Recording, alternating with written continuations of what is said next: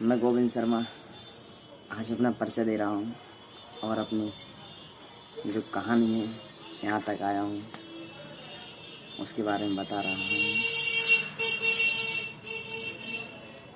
हमारा परिवार बहुत कठिनाइयों में था। हम बहुत ही कच्चे मकान में रहते थे जो लगातार टपकता रहता था। माँ भी हमारी दुखी थी, पिता भी परेशान थे। टपकते हुए घर में रहना, ऊपर वाले से यही प्रार्थना करते थे कि हमारा घर कब पक्का बनेगा। बचपन था, छोटे थे, सरकारी स्कूल में पढ़ते थे। एक बहन थी, मैं अकेला था। मेरे पिताजी भी पढ़े लिखे नहीं थे, जो कि लगातार 1000-1500 रुपये पे महीनेदारी पे मालिक साहब के यहाँ काम करते थे। आज भी कर रहे हैं। तो पढ़ाई के साथ साथ मैंने परेशानियाँ झेली थी बहुत ज़्यादा। पिताजी की माँ थी, हौसला बांधे रही। फिर एक वो दिन आया जब मेरी बहन भी जवान हो गई थी और माँ को शादी की चिंता सताने लगी थी। हमारे तहरे ताऊ के भाई हैं, लड़के हैं जो भाई हैं हमारे, उन्होंने हमारी बहुत ही ज़्यादा मदद की थी। हमारे भैया जी हैं, फौजी भाई थे हमारे, उन्होंने बहुत ही ज़्यादा हमारा सहयोग किया था। पूरी शादी करी थी उन्होंने। हम तो जिम्मेदारियों से परे नहीं हो पाए, पर उन्होंने हमारे ऊपर बहुत ज़्यादा एहसान किया था। आज भी उनका एहसान हमारे सर पर है। हमारी माँ की जिम्मेदारियाँ थोड़ी कम हुई। बहन की शादी होती ही हमारी माँ भी खुश रहने लगी। बहन भी खुशहाल घर में पहुंच गई। साथ ही साथ मैं भी पढ़ाई करता रहा, थोड़ा बहुत काम भी कर लेता था। फिर पढ़ाई के साथ साथ एक दिन वो आया जब हमारा घर बनने को था।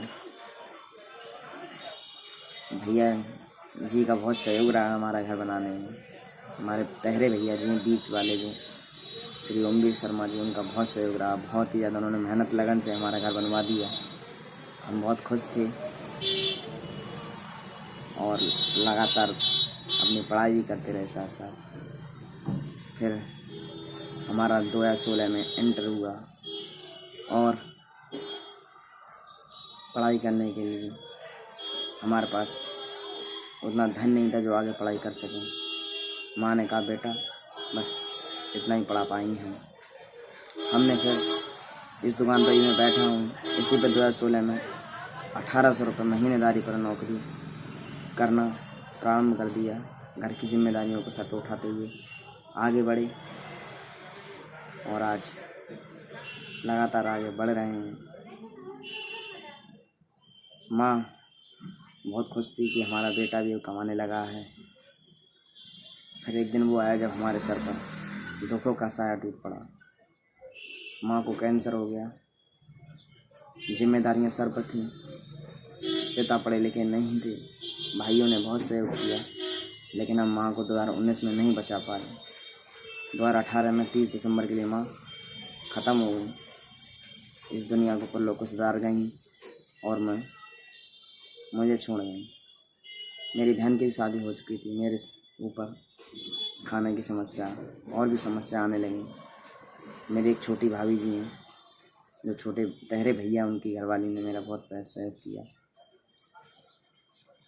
हर चीज़ से। फिर मेरे भैया ने 2019 में मेरी शादी करा दी।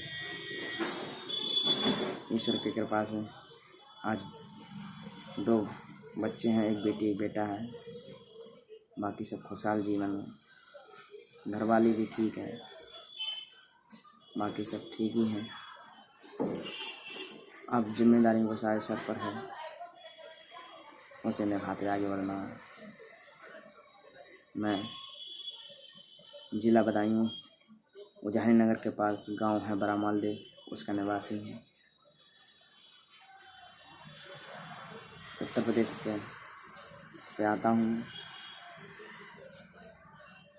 बाकी मेहनत तो चलती रहेगी, पर विचार है कुछ नया करने का।